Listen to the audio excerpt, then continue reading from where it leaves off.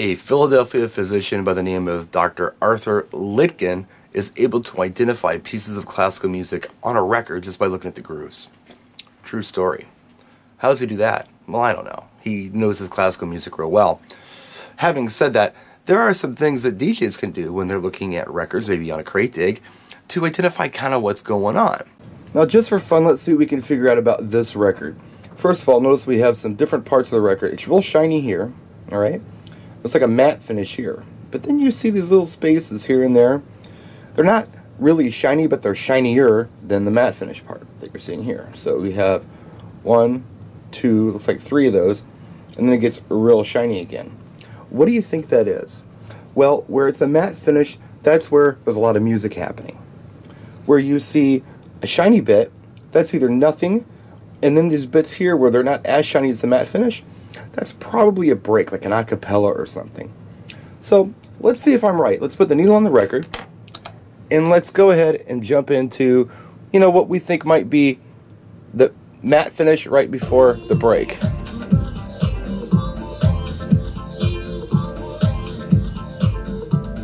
Here comes that break. Sure enough, check that out. Now it's not very long. It's going to kick back in. And there you are, kicks back into music, so you're back to the matte finish.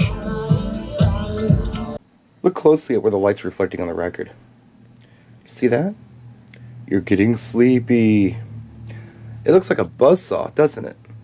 Now this record is 120 BPM, and it plays at 45 RPM. And that's what it looks like when it's spinning around. But if we go ahead and slow it down, we can see that buzzsaw. You should be able to see this on any record that you pull out of a crate. So maybe you're looking for something with a constant bass beat, which this has. You'll be able to tell. Not on all records, but on a lot of them you will be able to. Now this record does play at 45.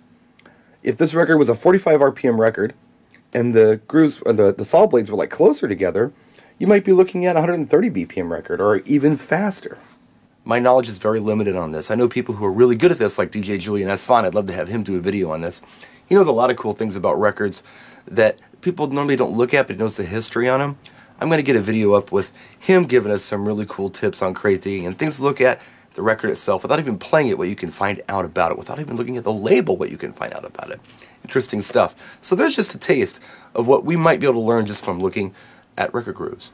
Practice and enjoy.